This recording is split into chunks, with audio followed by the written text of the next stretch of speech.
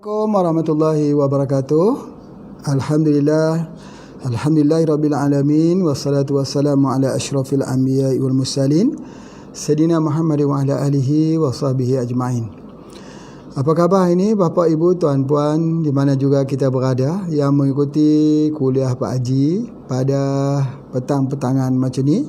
Di samping kita duduk di rumah, kita mengkaji sebahagian pada ilmu. Seperti mana yang telah Pak Haji sebutkan bahawa ilmu itu mestilah akhirnya kembali kepada ubudiyah lillahi wahdah, yakni pengabdian kepada Allah Subhanahu Wa Taala. Ilmu membawa kita kepada keimanan. Ilmu membawa kita kepada semakin muraqabah kita dengan Allah Subhanahu Wa Taala.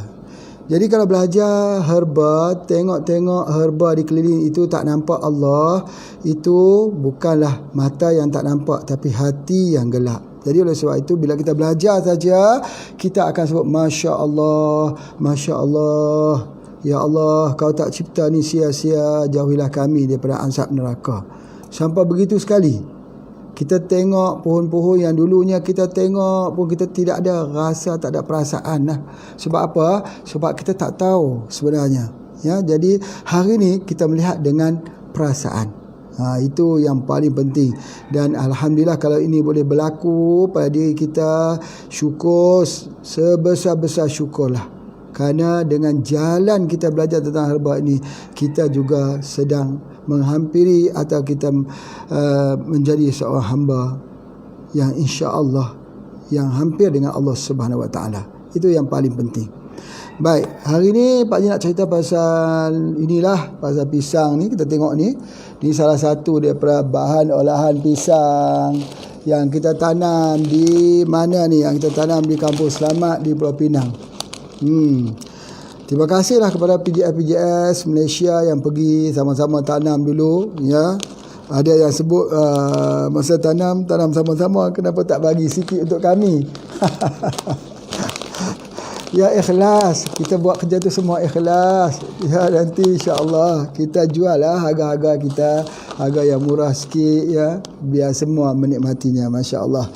Baik, apa pun yang Pak Haji nak sebutkan hari ni bahawa pisang ini satu yang istimewa. Kalau kita fikir, dia adalah salah satu daripada 6 buahan yang disebut di dalam Al-Quran. 6. Banyak lagi ya Pak Haji.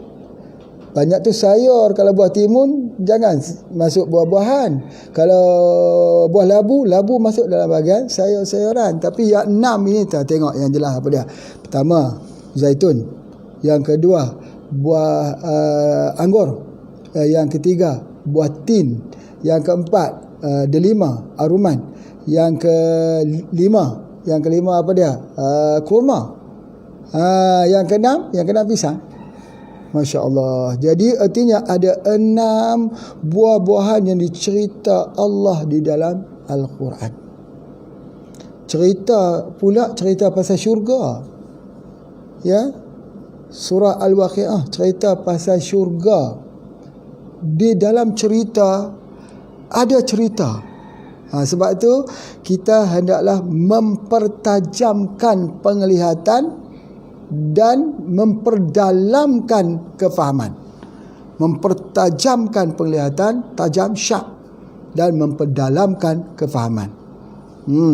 Daripada kefahaman itu, maka timbullah cara ataupun kaedah bagaimana Allah menceritakan dalam Quran, di mana ahli syurga diangkat makan buah-buahan dahulu, kemudian barulah diberi makanan yang lain. Maka ulama-ulama telah mengambil daripada cara yang diberikan makan kepada ahli syurga dengan dibagi makan buah-buahan dulu, kemudian baru diberi makan dengan makanan yang lain. Itu semuanya datang daripada Al-Quran. Bukan datang daripada ahli nutrisi, bukan datang daripada pakar-pakar food tech, bukan, tetapi datang daripada Al-Quran. Dan salah satu, ada 2 imam yang mengangkat perbincangan ini, ialah Imam Al-Ghazali dan Imam Nawawi. Jadi oleh sebab itu Hujatul Islam Imam Al-Ghazali ini, dia mengangkat, dia melihat ada satu perkara iaitu pengambilan buah itu mesti diambil dahulu sebelum makan yang lain. Makan pisang dulu. Sebab apa? Sebab pisang ini ialah mudah dicernakan. Jadi kalau mudah dicernakan, makan yang mudah dicernakan dulu. Kemudian membawa makan makanan yang susah dicernakan. Betul kan dia punya kaedah tu? Jika kita nak menyalakan api, misal kita nak menyala api, kita nak masukkan kayu kecil dulu atau nak masukkan kayu besar dulu? Sudah tentu kita masuk kayu kecil dulu. Dah api menyala, baru kita masukkan kayu besar. Begitu juga makanan yang mudah cerna dan makanan yang lambat cerna. Seperti apa? Seperti daging. Nak makan daging dulu ataupun nak makan buah pisang dulu. Jadi Al-Quran mengajar tekniknya cara makan, iaitu makan buah-buahan dulu. Sebab apa? Ahli syurga diangkat buah-buahan itu terlebih dulu, baru diberikan dengan makanan daging. Sebab apa? Sebab buah itu mudah cerna. Bila dia mudah cerna, dia akan berada di bawah, barulah makanan-makanan yang susah cerna itu akan berada di atas. Subhanallah. Ini saja kita sudah tak dapat untuk mengatakan apa-apa lagi, melainkan kita mengatakan subhanallah, maha suci Allah, sesungguhnya kau tak ciptakan ini sia-sia, kau tak ciptakan tanaman itu sia-sia. Dan selagi kita mengkaji Al-Quran, makin banyak kita jadi subhanallah, takjub dengan mukjizat ini. Masya Allah. Itu yang pertama sekali. Jadi oleh sebab itu, maka kita ambil pisang dulu. Maka pisang dulu, diangkat pisang itu terlebih dulu. Buah-buahan dululah. Jadi di dalam buah-buahan macam pisang ni, Masya Allah, apa yang ada di dalam pisang itu sendiri, itu yang kita lihat. Sebab apa? Sebab ketika ibu hamil, dia ada morning sickness. Pak Haji dah terang dah, morning sickness ni biasanya anak perempuan lah, demam waktu pagi. Kita tengok ni, kenapa duk demam waktu pagi ni? Hamil. Tak tahulah, dia kata pagi-pagi demam, pagi-pagi demam. Morning sickness, demam waktu pagi. Sebab apa? Anak perempuan. Pandai-pandailah Pak Haji keluarkan faktor katakan anak perempuan ni pula. Betul, sebab anak perempuan tu dia ada hormon estrogen. Jadi akasan daripada hormon estrogen itulah dia jadi demam. Cuba kita tanya mereka yang dah pun ada anak. Walaupun ada anak banyak mana pun, tak akan boleh lawan dengan anak Pak Haji. 18 orang. Tak masuk lagi anak-anak tiri. Tapi 18 orang. Jadi kalau 18 orang ni sifu lah. Maksudnya kena belajar dengan Pak Haji lah. Maksudnya kena percaya lah. Sebab apa? Sebab memang macam tu. Mak mereka kalau demam waktu pagi keluarlah anak Pak Haji yang pertama, Nur Wahidah. Hafizah, alhamdulillah, Nur Wahidah. Kemudian Masya Allah, kita tahu begitu juga dengan yang lain pun samalah juga contoh dia. Jadi sebab apa? Sebab morning sickness. Jadi itu ada di antaranya. Sebab ada tindak balas hormon estrogen anak itu sendiri. Masya Allah. Ajab pada penciptaan Allah ini. Jadi masa dulu bukan ada scan. Kalau macam sekarang ni kita tahulah anak laki-laki ke perempuan pergi scan. Sekejap dia tahu dah. Tapi dulu dia tengok langkah. Kalau langkahnya itu berat sebelah kanan, namanya anak lelaki. Kalau dia berat sebelah kiri, namanya anak perempuan. Kalau perut itu bulat, namanya anak lelaki. Kalau perutnya itu panjang, namanya anak perempuan. Begitu. Bukan meramal, bukan. Ini adalah daripada bentuk yang boleh kita baca. Sama kita tengok di atas tapak tangan ni. Kalau nampak dia macam mana? Nampak merah saja, kesemua ini merah saja. Itu permasalahan panasnya. Itu adalah antaranya permasalahannya. Jadi daripada ibu yang hamil itu, subhanallah, ibu yang hamil ini ingat, memanglah betul dalam syurga mana ada hamil. Ada orang melahirkan anak dalam syurga? Tak ada. Semua perawan-perawan. Perawan-perawan. Yang perempuan pun perawan, yang lelaki pun perawan juga. Jadi subhanallah, sentiasa muda. Jadi tetapi yang hamil ni di atas dunia ni saja yang hamil. Jadi bila dia hamil, apa makanan yang dia nak makan? Macam-macam orang kata, pergilah beli vitamin ni lah, asam folat ni lah, semuanya untuk otak anak sebagainya. Masya Allah. Kenapa tak ambil pisang? Pisang tu dah komplit untuk makanan anak tersebut. Apa kesan bila dia ambil pisang? Yang pertama, dia tak jadi mual. Dia tak jadi mabuk. Banyak orang kata, aku ni muntah. Wah, muntah kadang-kadang tengok muka suami pun muntah. Ini lagi teruk. Ya, kalau yang lain muntah tak apalah. Dia tengok ikan muntah, tak apa lagi. Tengok nasi muntah, tak apa lagi. Tengok muka suami muntah. Allah. Bau suami pun dia muntah dah. Itu pun permasalahan juga. Kadang-kadang si suami ni tak faham. Si isteri dia tu, dia bau saja, dia tak suka. Kenapa? Padahal itulah bau yang dia paling wangi dulu. Tapi sekarang dia tak suka. Tapi oleh kerana awal-awal hamil, dia tak tahu. Dia ingat kata ini dah kena buatan orang dah. Bukan buatan orang. Memang betul lah buatan orang. Betul lah buatan orang. Tapi bukan buatan orang lain. Itu adalah di antaranya. Sebab apa? Sebab dia berlaku dia memang macam tu.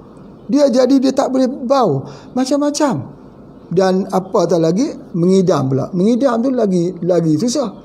Kalau mengidam mudah-mudah nak makan pisang muda, tak apalah. Nak makan buah durian di luar musim, nak cari mana?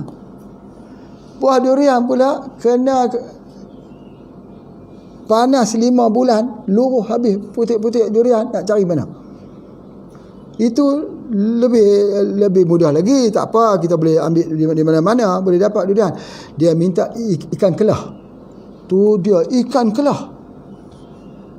Nak kena pergi jumpa Datuk Ali Syukri. Itu pun ikan kelah dia mati banyak. Sebagainya. Seekor 1000, jangan main ikan kelah.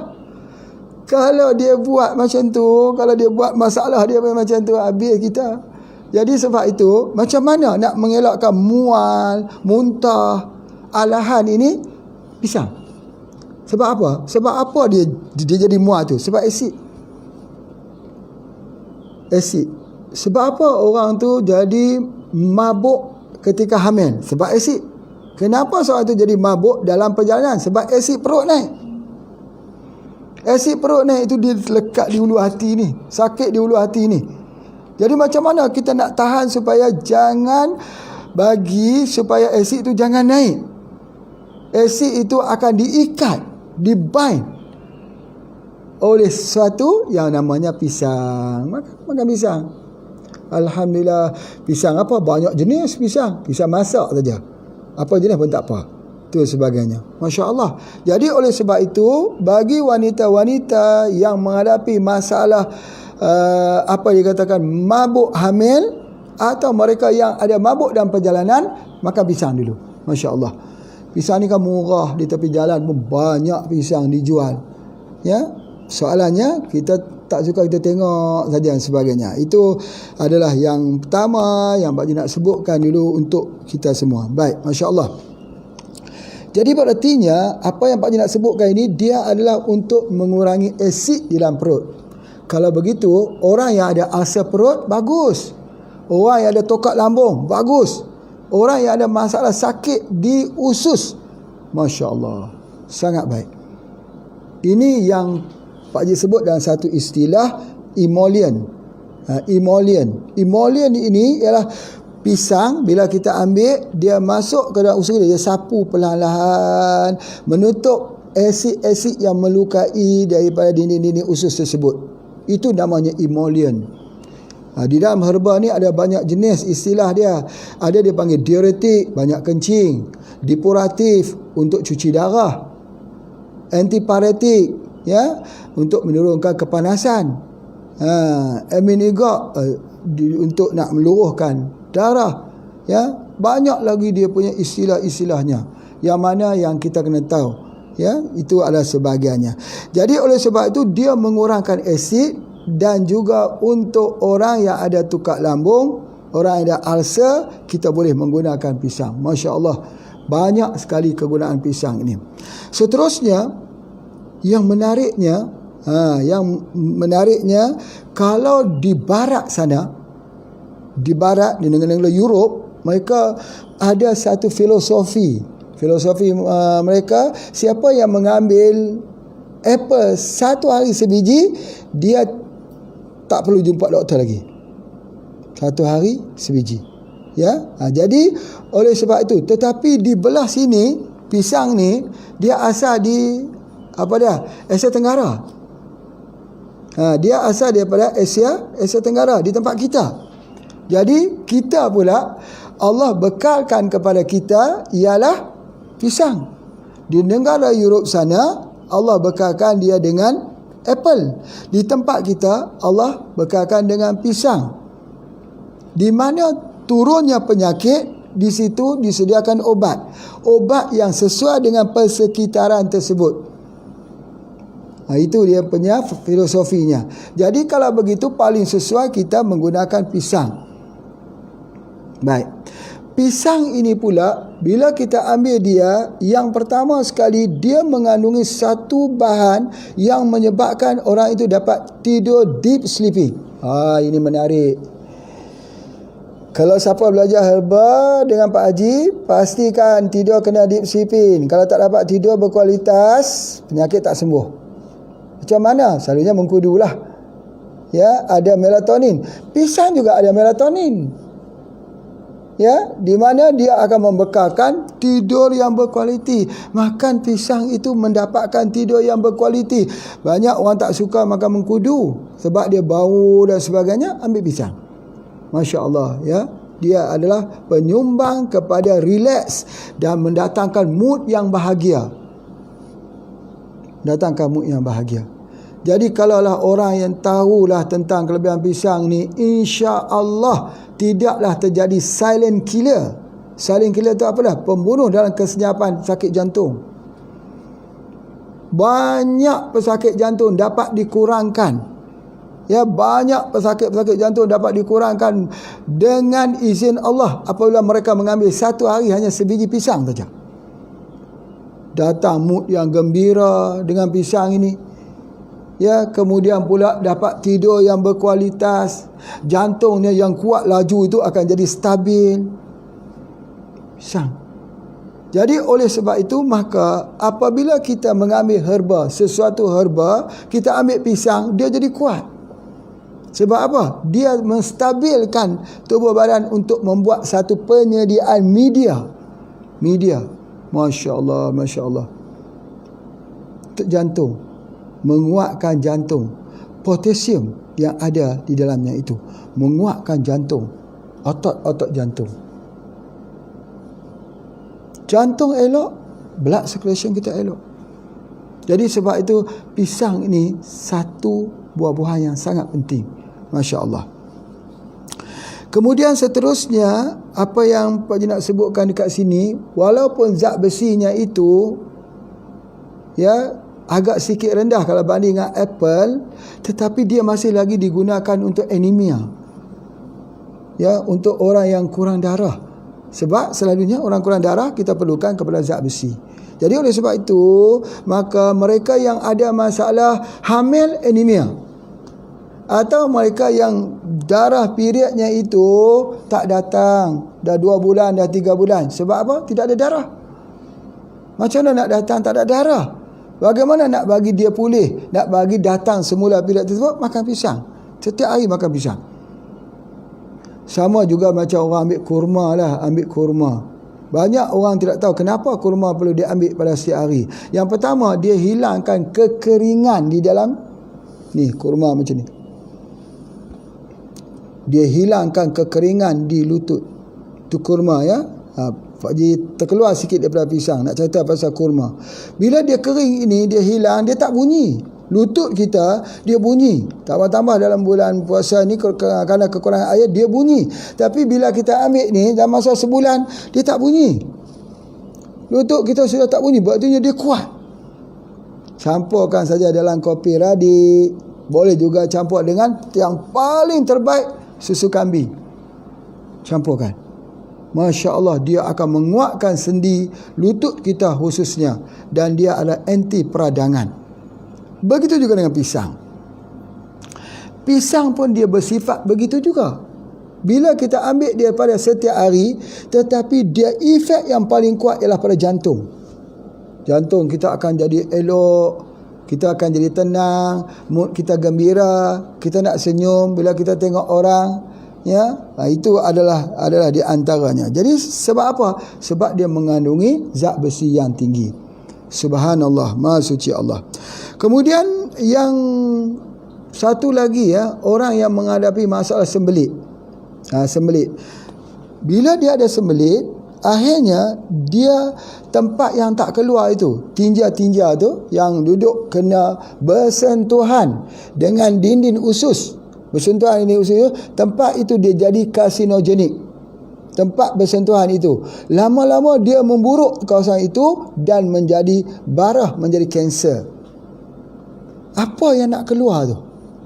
Apa yang nak menolak, yang nak flush keluar dalam usus itu? Dia adalah pisang. Dia adalah pisang. Masya Allah. Pisang itu bukan hanya sekadar dia keluar, tetapi dia tutup supaya jangan terjadinya kanser di usus besar. Allahu Akbar. Cuba kita pergi banyak kita tanya orang, adakah awak ada sembelit? Dia kata tidak. Kebanyakan kita tanya dia, ada sembelit tak? Dia kata tidak, saya tidak sembelit. Baik, jawapannya dia sendiri pun tak tahu kata dia sembelit. Cuba suruh dia makan pisang. Bila dia makan pisang, baru dia tahu selama ini dia sembelit. Baru dia tahu kata kalau lawas seperti mana? Seperti ini. Itu yang paling penting yang Pak Haji nak ceritakan kepada kita semua. Bahawa selain daripada itu juga dia baik untuk mata. Dia ada vitamin A. Allahu Akbar. Ya, bagus untuk jantung, bagus juga untuk dia punya blood circulation, bagus untuk vitamin A untuk mata. Apa lagi yang kita kata tidak ada pada pisang ini? Mata, untuk menerangkan mata. Jadi sebab itu ada satu cara Pak Haji nak ajar macam mana nak buat ubat mata yang paling bagus. Ya, kita ambillah pisang ni. Contoh kita ambil pisang ni. Tapi kalau boleh jangan ambil pisang yang kecil ni. Ini pisang hutan. Pisang hutan dalam hutan Gunung Jerai ni. Dia pun dah masak. Tapi walaupun pisang hutan, jangan sepelekan. Nenek-nenek kita dulu buat cuka dengan pisang. Jadi ambil pisang yang besar tu, pisang bunga, pisang bun. Ambil gini, ambil kulitnya ni. Kulit ini dibasuh elok-elok ya. Kemudian dimasuk ke dalam blender. Masuk blender. Blender dia. Pisang yang panjang tu. Blender kulit dia tu. Masuk air lah dulu. Kalau tak masuk air nak blender je, nanti dilekat-lekat dekat situ pula. Masuk air kan dulu, dia blender. Bila dia blender jadi warna putih macam susu. Lepas tu kita tunggu dia bening. Ambil yang atas tu. Atas buat ubat untuk tetes mata. Untuk rawatan sakit mata. Sebab itu Pak Haji sebutkan bahawa di dalam kitab tip untuk mata ini banyak rahsia-rahsia. Antara yang terbaik ialah kulit pisang untuk mata. Blenderkan, ambil air itu, ditetiskan. Masya Allah, mata lepas tu jadi terang. Boleh buat pada setiap hari, boleh buat all time. Kita boleh buat jual tak Pak Haji? Boleh buat jual. Harganya berapa? Tak tahulah harga pisang berapa, murah sangat dan sebagainya. Jadi oleh sebab itu maka Masya Allah.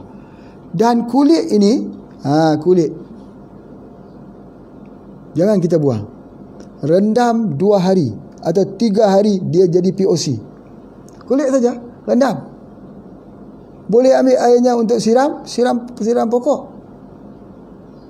Kerana di sini sudah ada bahan untuk POC-nya. Masya Allah, kulit pisang saja. Apakah POC HPA tu buat dengan kulit pisang? Itu tak boleh bagi tahu lah.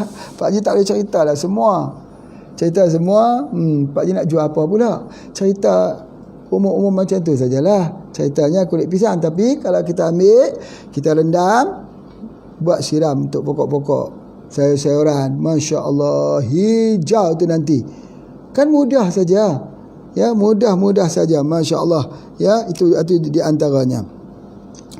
Baik, kemudian seterusnya dia juga baik untuk tulang, osteoporosis, osteoarthritis, sakit sendi, kerana dia ada kalsium, ada magnesium, ya. Jadi oleh sebab dia ada mineral-mineral yang begitu, dia sangat baik untuk sakit tulang. Banyak orang duduk bagi tahu, Pak Haji, aku sakit tulang, aku sakit tumit. Sakit tumit, bangun pada waktu pagi, sakit di tulang betis, sakit di tulang belikat, sakit di tulang belakang. Soalannya, dah makan pisang atau belum? Kalau belum makan pisang dulu. Makan pisang dulu. Masya Allah, itulah obatnya. Allah Ta'ala jadikan untuk tulang dan sebagainya. Cerita pasal tumit ni terlupa pula, Pak Haji. Nak cerita supaya jangan lupa. Apa dia? Air daripada pokok pisang tu, ini telah digunakan zaman dulu, ya. Kita potong pisang, lepas tu ada batang pisang macam tu, kita buat lubang sikit di tengah tu, dia akan keluarkan air. Ada banyak air tu. Air tu buat untuk basuh tumit yang pecah. InsyaAllah sembuh. Sekejap saja dia akan sembuh.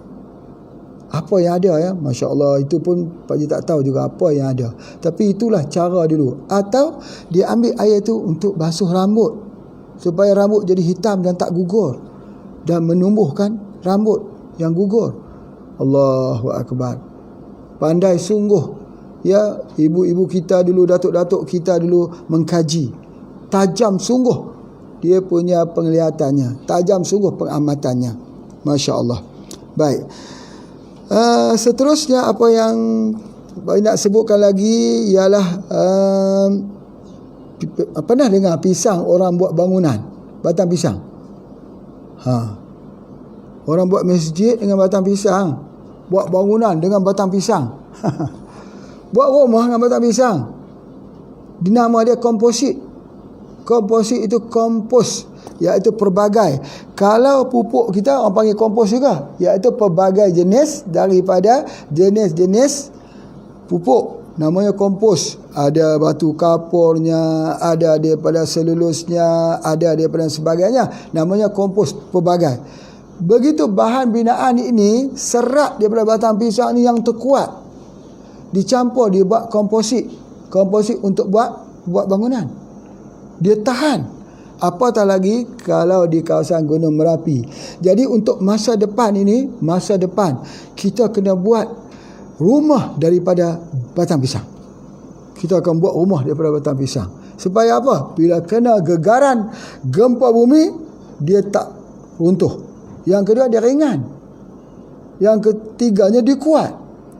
Jadi sebab itu kita akan cari batang-batang pisang ni, kita buat dia sebagai komposit antara bahan campurannya. Masya Allah, sangat-sangat hebat. Okey, kemudian seterusnya apa yang disebut oleh Ibn Qayyim, ada pandangan beliau. Dia kata orang yang sakit dada. Ini dilihat ni, orang yang kena COVID-19, kalau dah sembuh sakit dada. Sakit dada. Orang yang kena virus lah, bukan kena COVID-19 saja. Orang yang kena virus sakit dada. Macam mana nak hilangkan sakit dada? Makan pisang. Menghilangkan. Buat supaya dada kita ini dia tidak lagi seperti tertekan. Ya, Masya Allah, hebatnya Allah Ta'ala menciptakan dia daripada pisang saja untuk sakit dada. Dan ini juga, pisang juga digunakan khususnya untuk orang bagi meninggikan jumlah count of sperm, jumlah sperm untuk kesuburan. Pisang. Ambil juga makan pisang sebagainya. Jadi kalau mereka yang nak buat keluarga yang tak ada zurat keturunan, macam mana cara dia untuk mendapatkan sperm yang bagus dan berkualiti? Dia banyak ambil pisang. Banyak ambil pisang. Yang kadang-kadang ada ekornya pendek, ataupun sperm itu mengalami kecacatan, atau jumlahnya yang tak cukup. Macam mana cara alaminya? Pisanglah makan setiap hari. Makan setiap hari. Paling minimum sehari 1 biji. Itu adalah di antaranya. Masya Allah. Begitu juga orang yang batuk. Batuk. Apatah lagi kalau batuk itu batuk panas. Batuk yang tidak ada mukus. Jadi kita ambil pisang juga. Sebab pisang itu menyejukkan. Ya, menyejukkan. Macam kita pegang daun pisang ni sejuk. Ya, jadi begitu kita pegang daun pisang, kita rasa sejuk, begitulah pisang itu sejuk. Masya-Allah, masya-Allah. Baik. Seterusnya kita juga dapat menggunakan untuk apa dia ya? Untuk kita gunakan dia punya akar dia. Akar kita blender. Ya, itu adalah di antaranya. Jadi sebelum Pak Haji menceritakan terus bagaimana kita nak gunakan akar pisang pula, kita berehat dulu untuk melihat iklan yang telah disediakan. Terima kasih. Silakan.